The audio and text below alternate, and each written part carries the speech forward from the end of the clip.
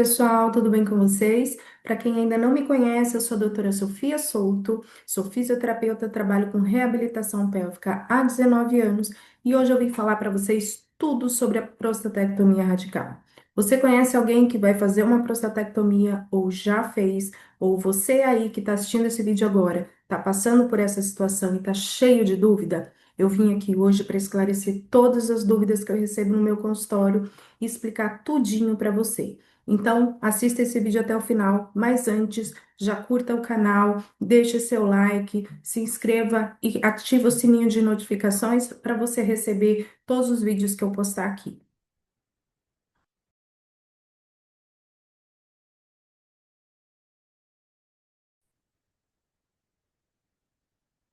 Então, vamos lá, pessoal. Hoje eu vim falar para vocês então sobre prostatectomia radical. Por que que eu decidi vir falar? Porque eu vi que é um assunto que os pacientes têm muita dúvida. Eu vi que os pacientes, eles não sabem o que vai acontecer, não sabem exatamente como é feita a cirurgia, não sabe, muitas vezes, o porquê. Por exemplo, ele fez uma cirurgia, está com incontinência urinária, ele fica sem saber o que está acontecendo. Então, hoje, eu vim explicar para vocês como eu gosto de explicar para os meus pacientes no consultório.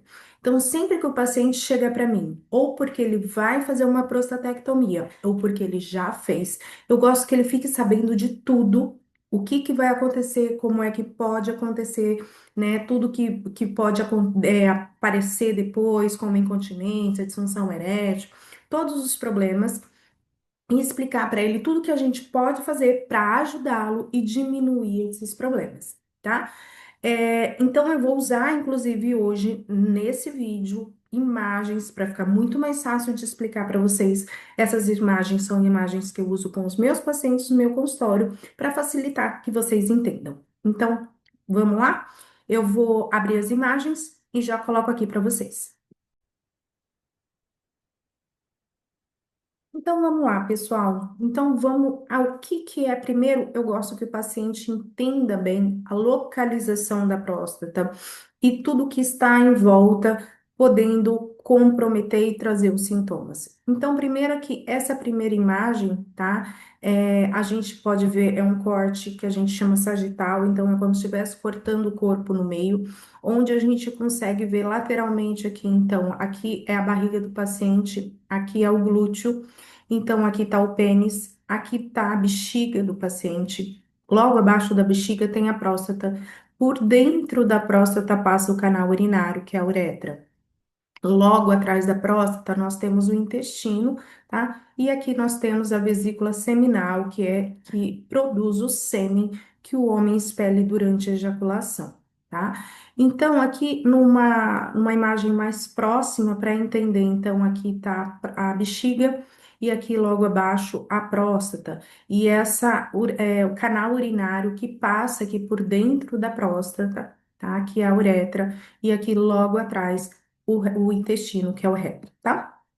Então, aqui é a localização da próstata, e essa imagem, então, é primeiro para deixar claro para o paciente o porquê desse acesso retal. Então, quando a gente faz uma avaliação da próstata, ou até mesmo de uma contração muscular, ou essas coisas, a gente usa o quê? O acesso retal, pela proximidade da próstata desse canal retal. Tá? Então, isso aqui é para ficar bem fácil de entender. Então, aqui está a próstata, é feito o toque retal para que a gente tenha acesso e consiga sentir, né, o tamanho dessa próstata, a consistência, que isso tem um valor muito grande para o médico durante essas avaliações, antes da prostatectomia radical ou antes mesmo de detectar que o paciente tenha alguma alteração. E aqui então tá a bexiga, esse aqui é o púbis do paciente, o ossinho, aqui é a vesícula seminal, a uretra passando aqui por dentro da próstata, pênis, e aqui seria a bolsa escrotal do paciente, né, que ela fica aqui logo abaixo. E aqui é uma diferença, então, para que o paciente entenda. Aqui, então, é a bexiga urinária do paciente. Logo abaixo tá a próstata e o canal urinário que passa por dentro dela. Essa daqui é uma próstata normal e saudável. tá? Então, um tamanho normal. E aqui nós temos uma hiperplasia benigna da próstata. Então, o que que é isso? Então, a próstata, ela aumenta fisiologicamente, então é normal com a idade o homem apresentar um aumento dessa próstata. E de acordo com esse aumento, o que que vai acontecer? Começa a apertar essa uretra e manter ela estranguladinha, como se fosse um canudinho que a gente aperta e dificulta a passagem do líquido. Essa imagem a gente consegue ver que essa próstata também está crescendo, empurrando a base da bexiga, tá? O que também vai ocasionar alguns sintomas nesse paciente. Então, a prostatectomia radical, primeira coisa, ela não é só feita em pacientes que têm câncer de próstata. Então, a prostatectomia radical, ela pode ser feita em pacientes com câncer, ou pode ser feita em paciente que não tem câncer, tem apenas um aumento benigno da próstata, tá?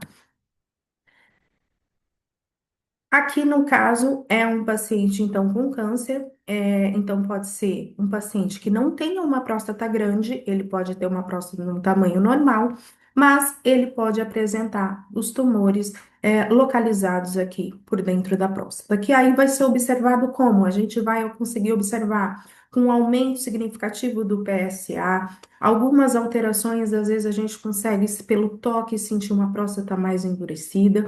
E isso vão caracterizar que o paciente tem alguma alteração nessa próstata, que seria uma alteração maligna, tá?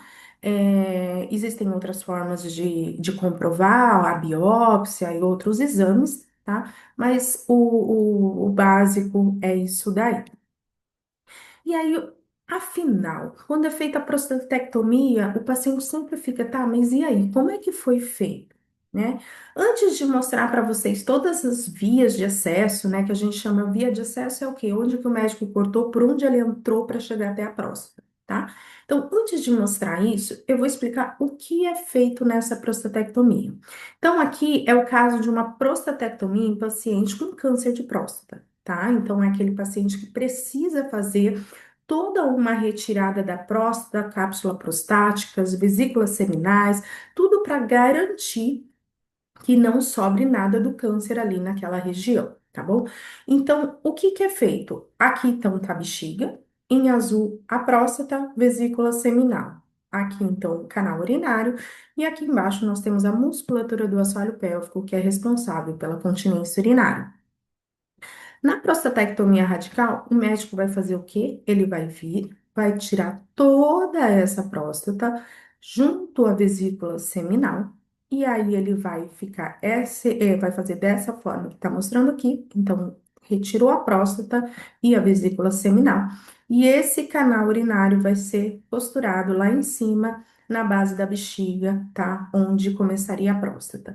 Então, era desta forma, após a prostatectomia, fica dessa forma, tá? Então, isso, resumindo, é a prostatectomia radical. É dessa forma que o paciente vai ficar logo após a cirurgia. Então, por que o paciente fica de sonda logo depois da prostatectomia radical?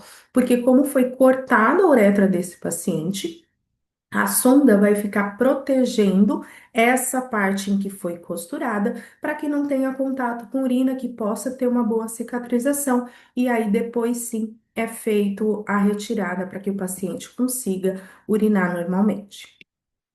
Então, na prostatectomia, pelo HPB que a gente chama, né, que é a hiperplasia benigna da próstata, o paciente, ele vai poder ser feito de uma outra forma, eu já vou explicar para vocês. E aí, a prostatectomia, nós temos várias vias de acesso, então nós temos a via que são mais agressivas, que são as cirurgias abertas, como essa abdominal, por exemplo, é feito um corte na barriga do paciente, o médico entra por dentro da bexiga dele para ter esse acesso à próstata e fazer essa retirada. É uma cirurgia mais agressiva. Nós temos também essa incisão aqui na região perineal. Então, é feito um corte nessa região entre o escroto e o ânus, e o médico vai ter acesso à próstata por esta região. Como também existe a cirurgia que é feita por via laparoscópica, então é mais comum, né, as pessoas conhecerem essas vias laparoscópicas. E hoje a mais moderna que nós temos, então, essa daí, então, é a cirurgia robótica, então, onde o robô vai trabalhar junto com o médico, né? Então, aqui nós temos o robô, onde tem vários braços em que o robô vai trabalhar para essa cirurgia, e o médico fica aqui nessa câmara e aqui, onde ele consegue visualizar tudo que está acontecendo lá dentro com o robô, e ele vai guiar os braços desse robô.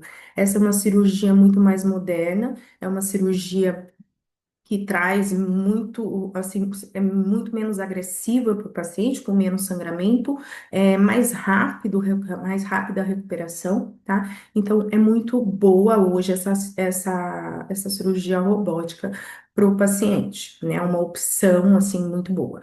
Agora, o que que é importante ressaltar, tá? Eu trabalho, como eu falei, há 19 anos nessa área, e há 19 anos eu escuto falar sobre a cirurgia robótica. Há 19 anos atrás, quando começou a se falar do Da Vinci, do robô que fazia essas cirurgias, era alguma coisa ainda muito, muito longe da nossa realidade, nós não tínhamos ainda no Brasil. E aos poucos isso foi entrando dentro do nosso país e dentro da prática dos médicos aqui, né? Muitos vão para fora do país para fazer um aperfeiçoamento e aprender a lidar com esse robô, né? Mas é importante que os pacientes saibam, sempre quando vão eleger uma técnica cirúrgica, qual é a técnica em que o seu cirurgião ele é mais capacitado. Ou seja, qual é a experiência desse médico? A cirurgia robótica é boa, sim, com toda certeza. Mas se o seu médico, ele sempre fez cirurgia aberta, ou o seu médico sempre fez uma cirurgia por uma outra via, e ele vai começar agora a fazer uma cirurgia robótica, a resposta da cirurgia robótica não vai ser tão boa quanto de um outro médico experiente. Então, a gente tem que ter em mente que qualquer das técnicas cirúrgicas existe uma curva de aprendizado, onde isso vai influenciar no resultado que o paciente vai apresentar. Então, se você precisa fazer, pesquisa, dá uma olhada, esse médico já ele tem experiência, ele trabalha com robô faz tempo, ele já fez bastante cirurgia. Não, ele está experiente em fazer cirurgia laparoscópica. Então, com certeza, a técnica laparoscópica para ele vai ser muito mais fácil, tá bom? E assim por diante com relação às outras técnicas. Essa é uma dica que eu dou, que eu acho que é importante o paciente saber que o robô é ótimo, mas ele não faz cirurgia sozinho, então ele precisa dessa curva de aprendizado do médico.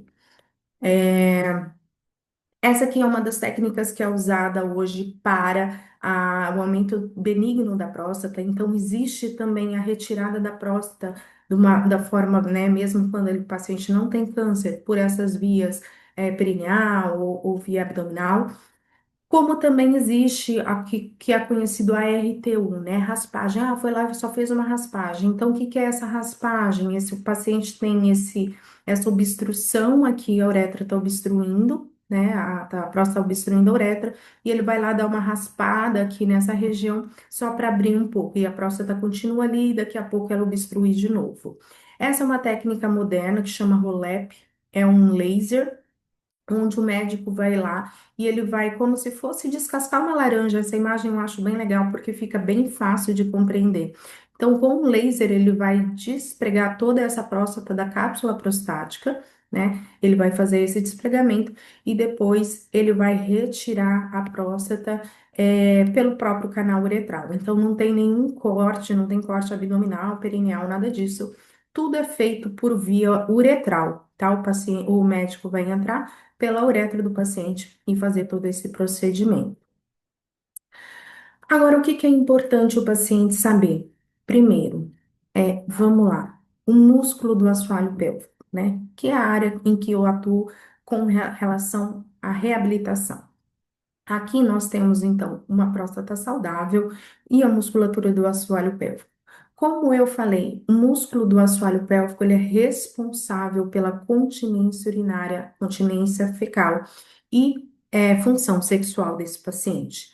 Então, esse músculo ele precisa ter uma boa força de contração, resistência, e ele precisa ter, então, toda a sua função muscular para que o paciente consiga ter essas três coisas funcionando, né? Ou seja, o paciente esteja com continência urinária, com continência fecal e uma boa função sexual.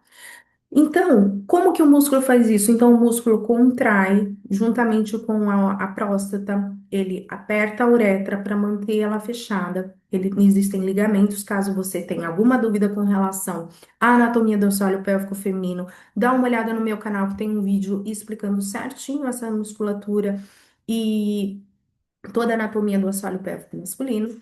Então, vai ser feita uma contração junto com a próstata, a tração desse ligamento que está na uretra vai ser feito como se fosse uma mangueirinha dobrada ali na uretra.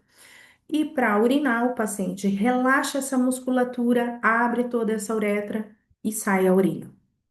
O que que começa a acontecer com o paciente quando ele tem, por exemplo, uma hiperplasia benigna da próstata? Então, muitas vezes o paciente passa anos com esse aumento da próstata, tá? Então, assim, eu já peguei paciente e falo, eu tô há 10 anos dessa forma. E aí, depois de 10 anos, ele opera. Aí, o que que acontece? Essa próstata vai aumentando e vai apertando a uretra, e vai estrangulando a uretra. E aí o paciente começa a ter um jato urinário mais fraco, vai diminuindo. Só que essa diminuição do jato urinário, com o aumento da próstata, ele é muito sutil no início. Então, ele varia em torno de 10 a 15% por ano. Então, ele diminui isso por ano. Então, imagina diminuir 15% ao ano desse jato urinário, o paciente nem percebe. Então, em um ano, ele continua achando que está tudo normal. Então, às vezes você pega um paciente que acha que o fluxo urinário dele é normal, mas não está mais normal, só que ele acostumou com aquilo, tá? E aí ele vai obstruindo essa uretra, e o que que acontece?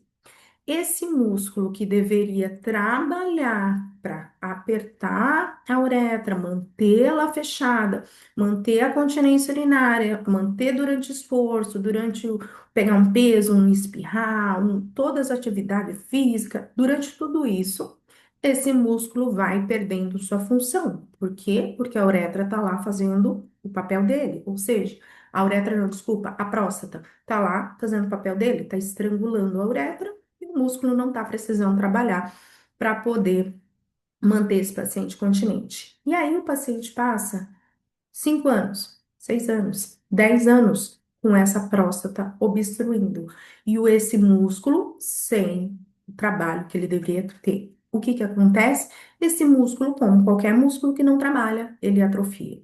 E se ele atrofia, ele vai perder. O que que isso significa? Que ele perde a força, que ele perde a função, tá?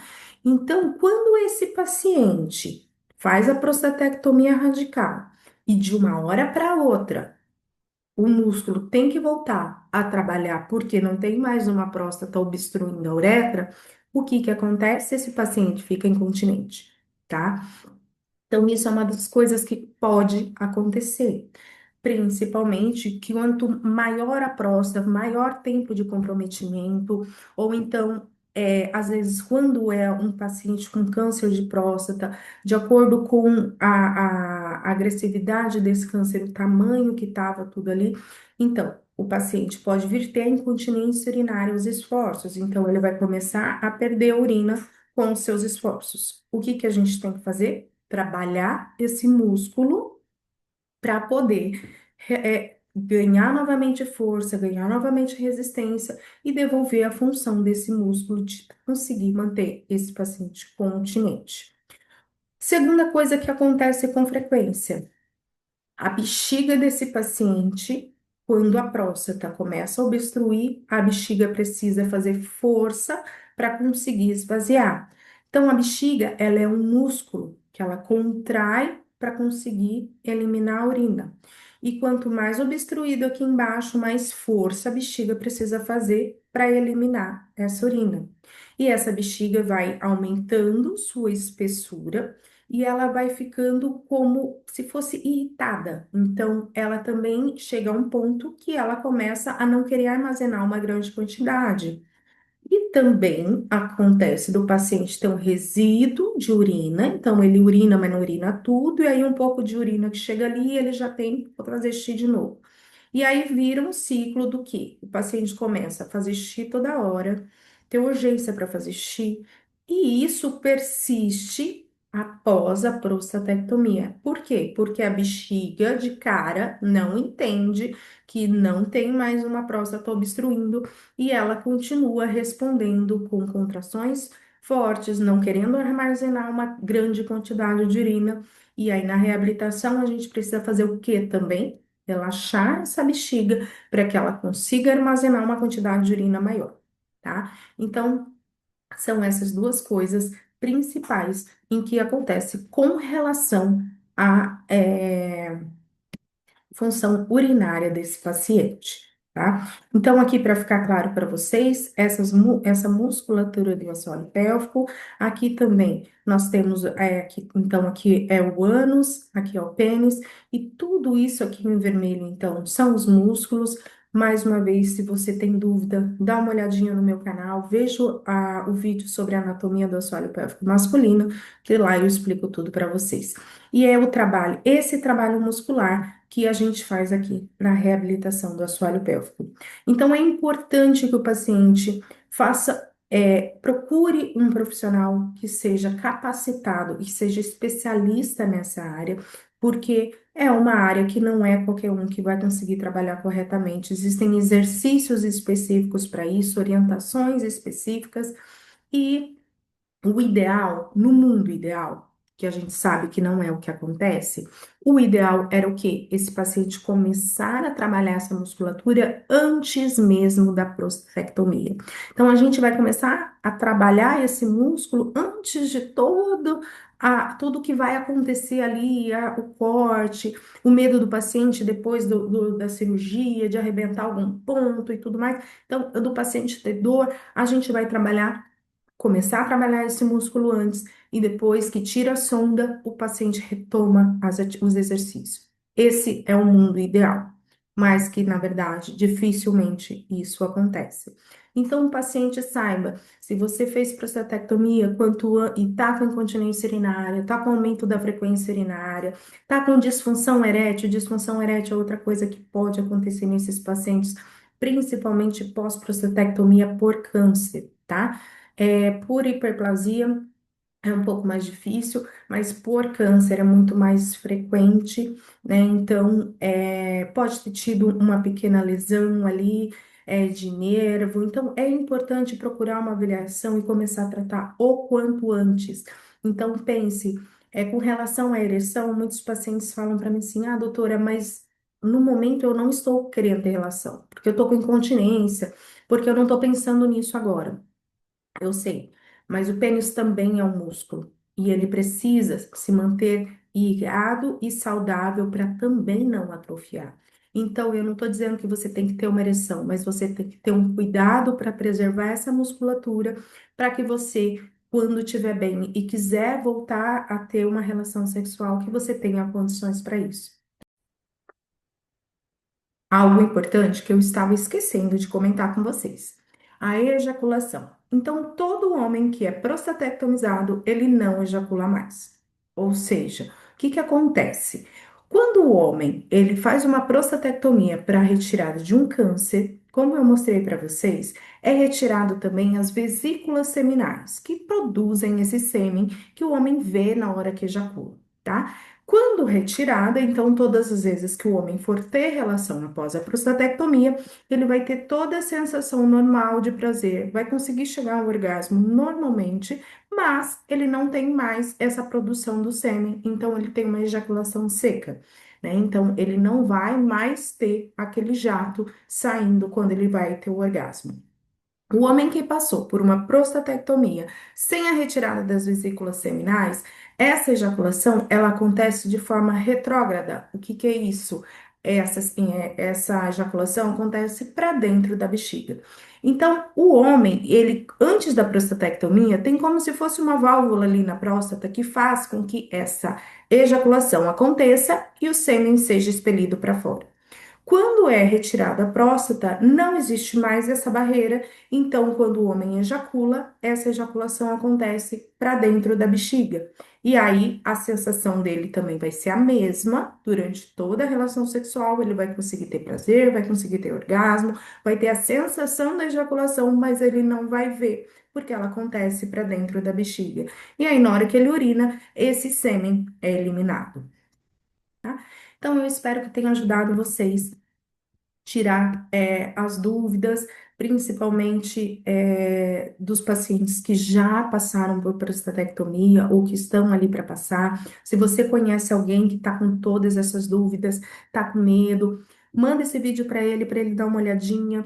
Qualquer dúvida, me manda uma mensagem, deixa aqui embaixo os seus comentários, mas eu espero que tenha ajudado vocês, tá bom? Tchau, até o próximo vídeo.